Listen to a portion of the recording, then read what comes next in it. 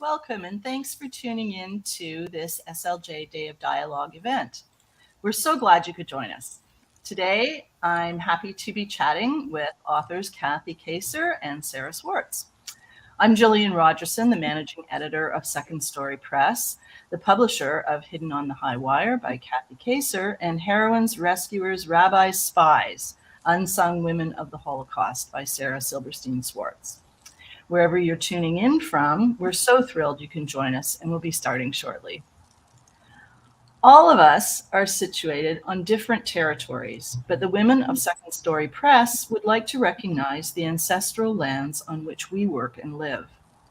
The building that houses our office at 20 Maud Street in Toronto, Canada, is situated in traditional territories, including those of the Haudenosaunee, Huron-Wendat, Anishinaabeg, Métis, and the Mississaugas of the New Credit.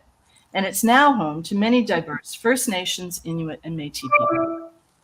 We at Second Story have been privileged to work with Indigenous authors, illustrators, editors, and other collaborators in this publishing house. And we hope that the books we produce here can in some ways contribute to the reconciliation process in our country. We'd like to work with more Indigenous creators, editors, and educators, and we're committed to making those connections happen. So before I get started, I have a few details to go over. The format this morning will include a discussion between Sarah and Kathy and me. And at the end, there'll be time for questions from the audience, if any of you have any. So type in your questions anytime during the event, and we'll get to them at the end. And I do encourage you to ask questions, and you can make comments as we go as well, and let us know where you're tuning in from. And if you're unable to hear us, if you have any tech difficulties, let us know that too, and we can try to fix it. So let's talk. Kathy Kacer's books have won a number of awards, including the Silver Birch and the Jewish Book Award. A former psychologist, Kathy now travels the globe speaking to children and adults about the importance of keeping the memory of the Holocaust alive. Kathy lives in Toronto with her family, and Hidden on the High Wire is her latest book for Second Story Press. Sarah Silberstein Swartz is the daughter of Jewish Polish Holocaust survivors and was born in post-war Berlin, Germany. She's a writer and award-winning editor specializing in women's studies and Holocaust literature. Research associate at the Hadassah Brandeis Institute at Brandeis University. She lives in Boston with her wife and cat near her 3 grandsons. Heroines, Rescuers, Rabbis, Spies is her first book for young people. So welcome. And first of all, I'm going to get each of you to tell the viewers a bit about the books. So Kathy, would you like to go first and tell us something about Hidden on the High Wire? Sure, I'm delighted to do that. So excited about this latest book. So this story is based on a true story about a Jewish circus performer whose name was Irene Danner. She was a high wire acrobat and performed in a family dynasty of circus performers. The circus was forced to close down as the Second World War was approaching. It was located in Germany. And when her father was sent away and her grandmother was arrested and sent to the concentration camps, Irene sought refuge in another circus, a circus called the Altov Circus. And the owner of that circus agreed to hide her, harbor her, keep her safe. Everyone in the circus knew that she was Jewish. Everyone kept that secret safe, with the exception of one circus performer. And I tell that story in the book. I won't tell you what happens with that. Hopefully you'll read it and find out. Irene managed to stay safe, and that's the story that I tell. So not only is this a story about this incredible circus performer as a young girl performing during the Second World War, but it's also the story of these amazing people who agreed to harbor her, and the courage of those people who were willing to protect this Jewish girl at that very dangerous time in history. So that's Hidden on the High Wire. It's a really exciting story. Sarah, tell us a bit about Heroines, Rescuers, Rabbis, Spies. It's an amazing title. Well, in my book, I tell the unknown stories of 9 ordinary young women in different parts of Europe who took extraordinary measures to save lives during the Holocaust. All but one, Rabbi Regina Jonas of Berlin, the first woman in the world to be ordained who was murdered in Auschwitz, survived the war. These are true stories of their pre-war, Holocaust, and post-war lives. Two were non-Jewish rescuers, Irina Gut from Poland and Yukiko Kikuchi Sugihara from Japan. The last two heroines in the book are my mother and my aunt. That's so lovely. That's really great. And what inspires each of you to write books for young people about the Holocaust? Sarah, why don't you go first? Well, I've been editing books about the Holocaust for many years. I'm an editor by profession. I've worked with Kathy since 1999. Oh my gosh. Because her first book, The Secret of Gabi's Dresser, came out in 1999, and it was the first and second story series, Holocaust Remembrance series for young readers. So my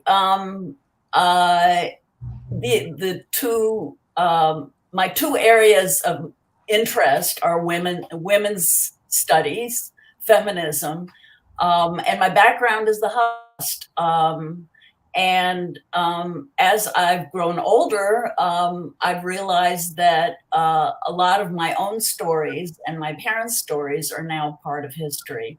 Mm-hmm. And I feel really committed to telling these stories, these true stories, many of which are not known because they're about women. Mm-hmm. That's been my motivation. I managed to write this book, which has been on my mind for a long time, but I managed to write it in 1 year, which I'm very proud of myself for that. Meanwhile, I'm working on a memoir that I've been working on for 6 years, which I very much about the Holocaust, about my parents, and also about my life in post-war Berlin. Well, everything comes in its own time, so we're looking forward to seeing that when it's ready too. Kathy, what inspires you you've written a number of books for young readers about the Holocaust, and what inspires you to tell those stories, especially to that particular age group? So this is actually my 30th book, and of my 30 books, 29 are books about the Holocaust for mostly young readers. You know, anywhere between, my books sort of fall anywhere between the ages of 8 and 18. Mm-hmm. And like Sarah, I have a history in Holocaust and Holocaust education. I'm also the child of Holocaust survivors like Sarah. Mm-hmm. And I grew up with these stories. My parents were both very open about their Holocaust experiences, their survival experiences. And, you know, I was that child that grew up listening to their stories and wanting to hear more and more, not only from them, but from their friends and other family members. And I always say that I think my parents had some kind of innate sensitivity about how to tell me these stories in a way that didn't terrify me. Mm-hmm. So when I started to write, and I started, as Sarah said, with that first book about my mother, The Secret of Gabi's Dresser, I think in some way I was recreating my mother's story in the way that my mother had told the story to me, and my grandmother had told the story to me. So I was a young child when I first heard those stories. So writing it seemed sort of a natural way, just writing it for young people in the way that I was a young child being told that story so many years ago. And I have discovered not only do I love writing this history, but I love writing this history for young readers. You know, the other thing I have to say, of course, is that the survivors that I've written about over the years, this is an aging population. Yes. Many of them are dying. Many have already died. So now more than ever, I think there is this window of opportunity to tell these stories, make sure they're out there so that young people can hear them, learn from them, and hopefully want to read more and more. Yeah, it's so important especially for the next generation for whom the Holocaust and the Second World War is so far behind them now.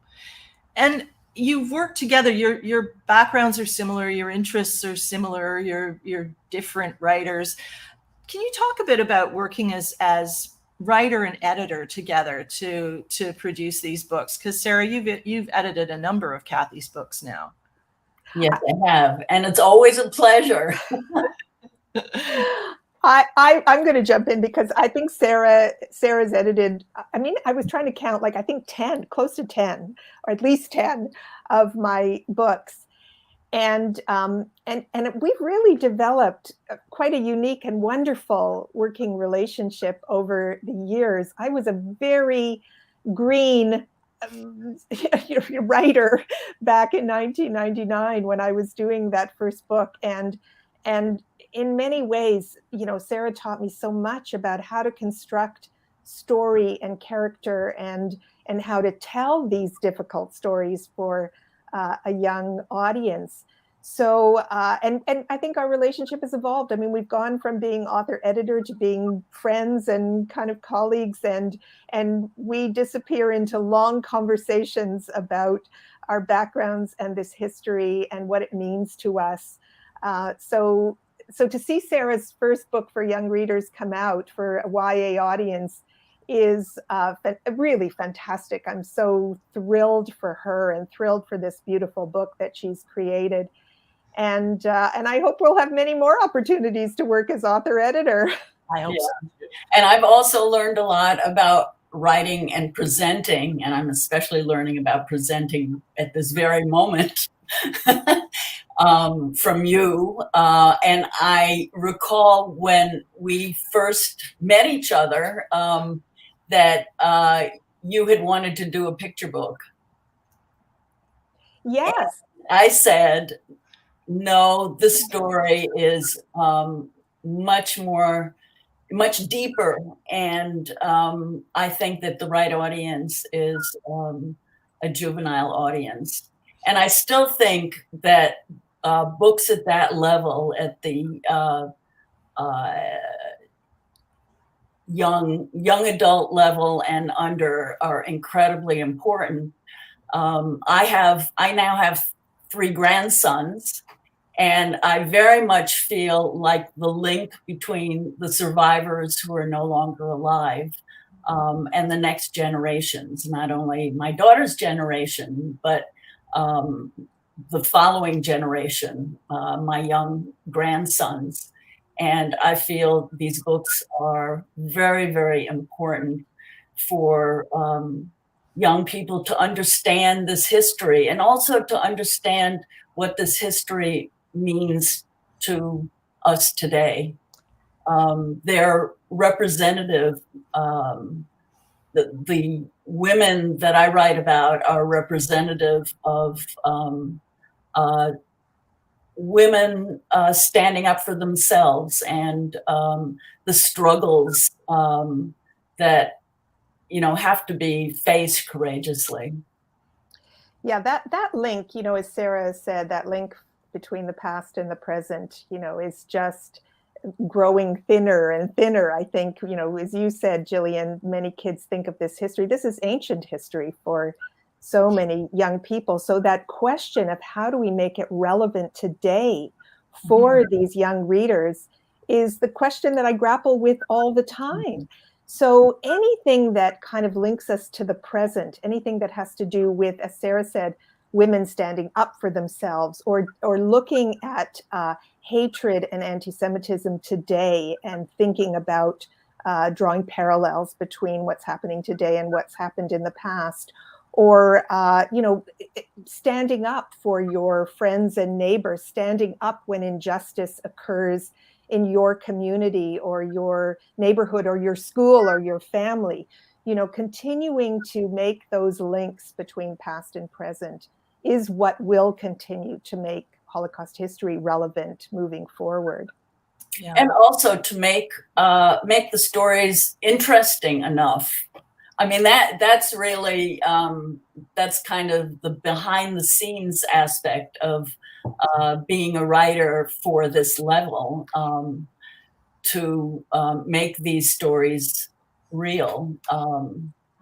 Yeah, that's the other, that's the other part of it. And again, having worked with Sarah as my editor, I think that's the other part that we continue to work on. I think I constantly tread that line of making sure that I'm being true to history. Sarah, right? We need to make sure that history is accurate.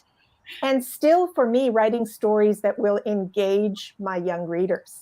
I need to make sure that readers are engaged in just the reading and connected to it and feeling that it's meaningful and feeling that they can feel what my characters are feeling, and all of those things that blend, for me, kind of the history and the fictional aspects, the historical fictional aspects of my books.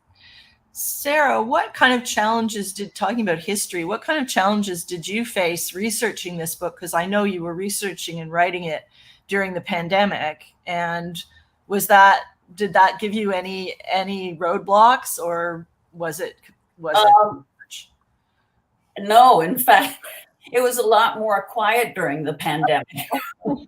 But the aspect of my book that when I started this book, I thought about women who are not well known, and it turned out to be a very feminist book.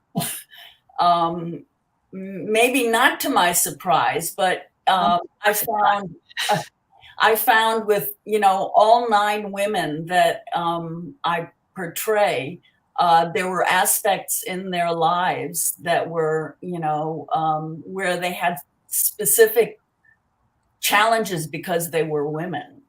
So I also feel, I'm not sure I'm answering your question, but that this is a feminist book. Finding an answer to your question, finding the stories was a bit of a challenge, but there's research involved with everything. In some ways, the stories that, so I mostly relied on memoirs and personal stories. A few of these 9 stories start off with my personal connections to these women. And they were also, the other challenge was that some of the memoirs were translated. They were originally in Polish, in Yiddish, and then they were translated in German, and they were translated into English. And I have some facility in Yiddish and in German, and what I found was that the translations were sometimes really spotty. Oh, well, yeah. So that was an interesting aspect of it also. And Kathy, for you, The Secret of Gabby's Dresser, your first book, was based on a true story. But what are some of the things that the problems that you have, or the things you have to solve when you're presenting historical information, but you're making it fiction? And did you find challenges there that you and Sarah had to work on together, or in that book and in your other books too?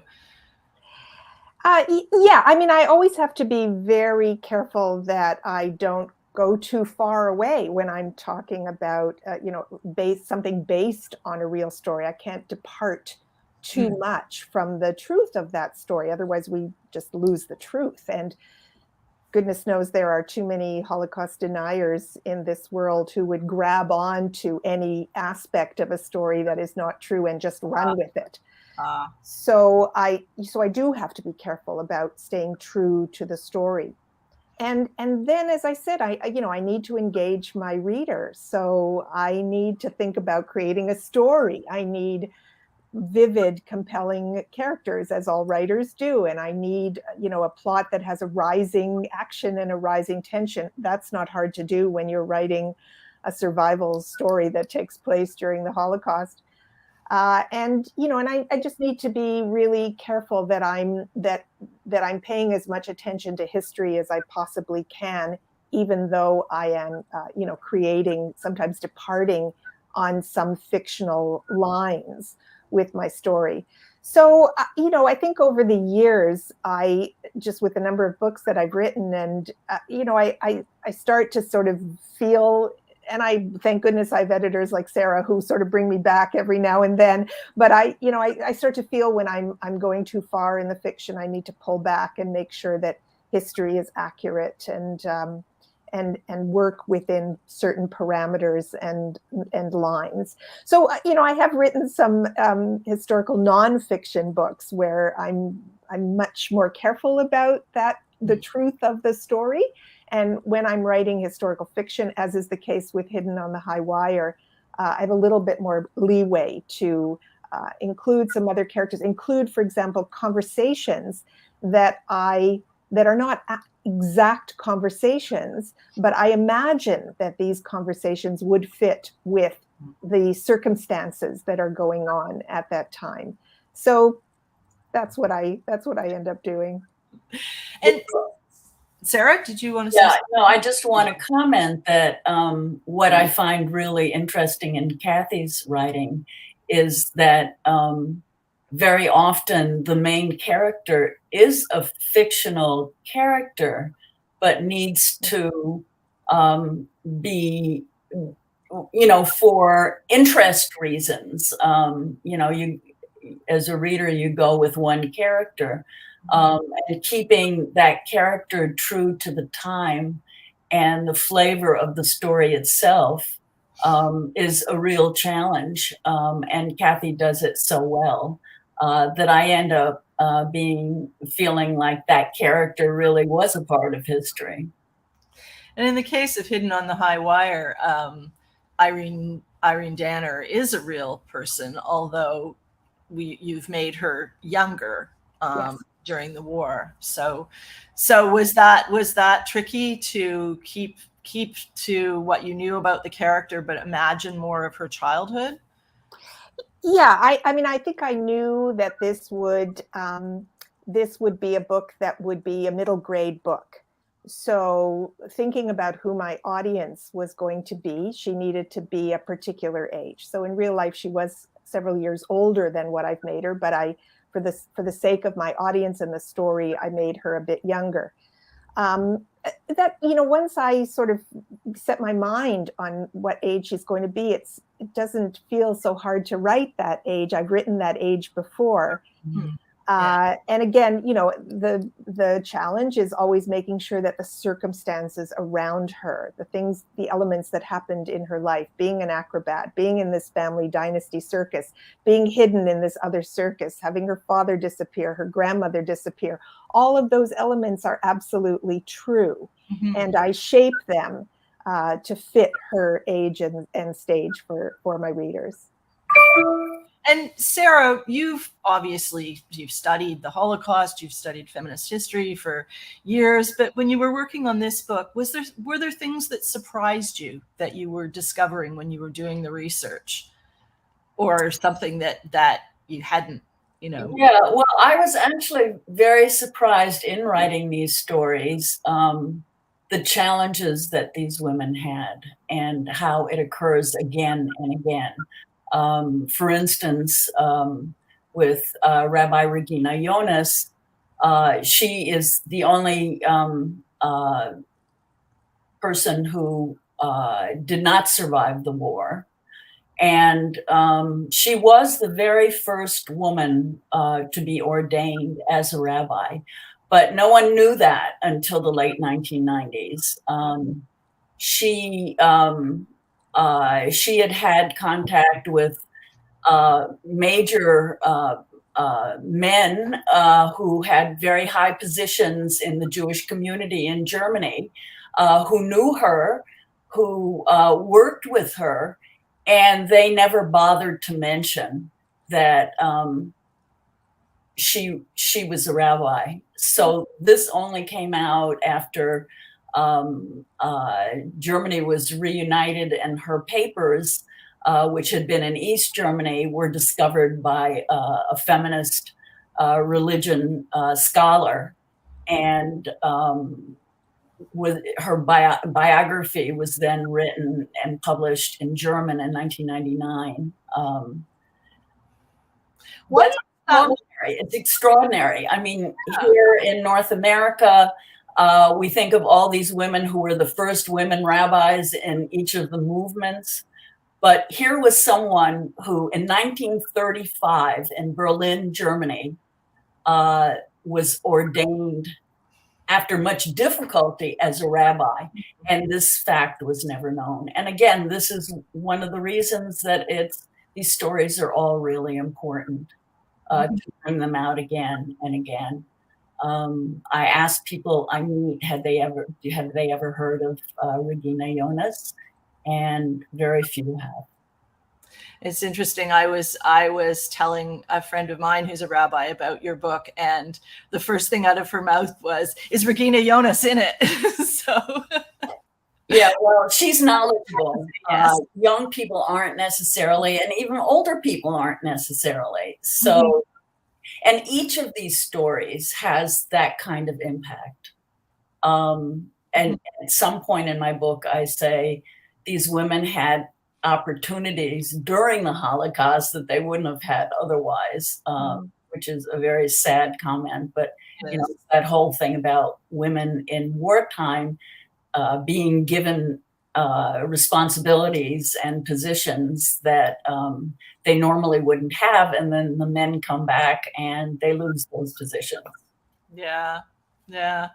So my final kind of question, comment, whatever is in your work, do you see connections between this history that you're writing and the issues and situations that your young readers face in their lives today? Is there what is there about telling these stories that can speak to young people in the 21st century? Well, yes, sadly, yes. There are, as I said earlier, there are too many incidents of rising anti-Semitism in the world today. And too many incidents, I think, of people living in just, their own silo, not thinking about their neighbors, not thinking about other people who might be in need, not thinking about standing up for someone who might be hurting or needing help. And so, the people that I write about, the stories that I write, and I know the stories that Sarah writes, these individuals who showed this kind of courage at this terribly dangerous time in history are absolute role models for young people today. And not that I want young people to think that they have to save a life or that they have to, go out and risk their lives in that kind of dramatic way. But, everything about small acts of kindness, we say that over and over again, but it's so true to think about the impact that small acts of kindness can have. So when I speak with young people, I always talk about ask what they are prepared to do to stand up for their friends and neighbors in the way that others stood up for Jews at that time. Certainly there were not enough of them that were standing up for Jews. But I want to look to that history, look to those stories, see what was happening then, and challenge young people to think about what kind of citizens they want to be in the world that they are a part of creating. Absolutely. Sarah? I think our books are really important to be read by all kinds of readers, not just Jewish readers. And yes, anti-Semitism is, topical these days, but it's really about racism and very horrible nationalism that is part of our world today. And and anti-women, happenings. I really feel that these books are important for all, for young people of all different races and religions. These are not necessarily Jewish, just Holocaust books. The Holocaust in general stands for evil in the world. And sometimes the term is used not in a very good manner, but it is a unique experience that in fact echoes many, many other racist happenings in our world. Sadly, yes. Yeah. Thank you both so much for your comments. I think we have a question from the audience. Is that true? Yes. Okay. Betty Stewart says, Sarah, have you considered writing fiction for young readers? And Kathy, have you considered writing a memoir? So Sarah, will we be seeing fiction from your... Well, yes. Well, that's interesting because I just in the last week discussed with my partner, who is a Yiddish professor, about writing a story, a fiction story about my aunt, where she would be doing the research and I would be doing the writing. I don't know if that's going to happen. It would be a pre-war Warsaw story. I don't know how realistic that is. Right now, my task is to try and finish this manuscript that I'm working on now, which is my memoir.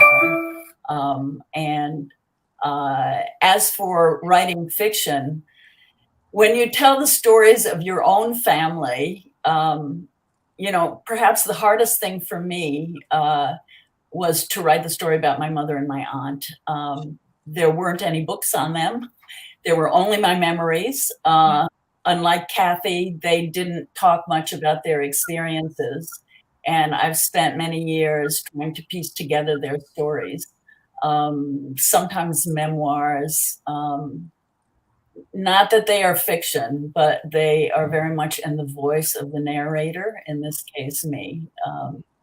So that's my relationship to fiction writing. Well, you said you have the idea now, so we'll check in with you again. And Kathy, when's your memoir coming out? Oh my gosh. I mean, to be perfectly honest, I've thought about it over the years. Kathy's younger than me. And I've never sort of thought about what is the story that I would want to write about myself and the journey that I've been on.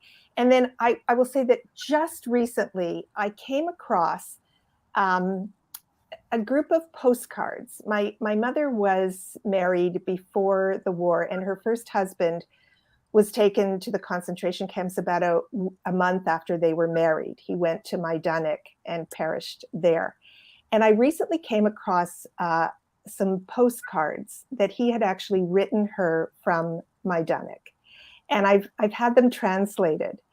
And there's something about the postcards and my relationship to my mother and what these postcards mean today, and how they are absolute love letters to my mother. So I've just recently been thinking that I need to find a way to tie these postcards to my upbringing and my family's history during the Holocaust, and maybe, just maybe, there is a book in that somewhere down the road. I don't think that's going to be an easy one for me to write, but I think there may be something in that down the road. We'll wait for it. Thank you both so much. This has been such a pleasure. It's always a pleasure to talk to you both. It's really interesting. And thank you to everybody watching for tuning in. We've really, really enjoyed this last half hour. And both books, Hidden on the High Wire by Kathy Kacer and Heroines, Rescuers, Rabbis, Spies, Unsung Women of the Holocaust by Sarah Silberstein Swartz, are available now. And you can visit secondstory.ca to find out more about our diverse list of books for children and adults. Thank you all so much for being here, and enjoy the rest of your day. Bye. Thanks, everyone. Bye.